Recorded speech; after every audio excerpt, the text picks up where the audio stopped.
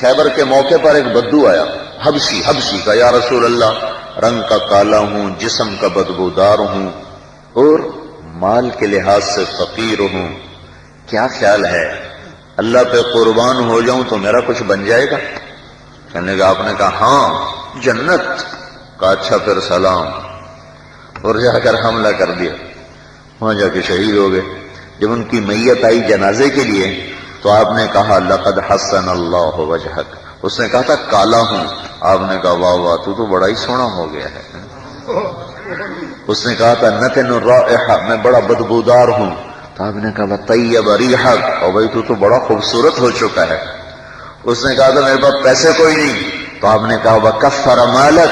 میں دیکھ رہا ہوں اللہ نے تیرے لیے خزانوں کے در کھول دیے ہیں۔ چوتھی بات آپ نے اضافی فرمائی وَإِنِّي لَأَرَىٰ ثِنْتَيْنِ مِنَ الْحُورِ الْعِينِ يَتَنَازَعَانِ عَلَيْهِ فِي جُبَّتِهِ، میں دیکھ رہا ہوں جنت کی دو حوریں دوڑتی ہوئی آ کر اس کے کفن میں داخل ہونے کے لیے پہل کرنے کی کوشش کر رہی ہیں۔ تو میرے بھائیو، حسب نسب بھی کام دیتا جب صفات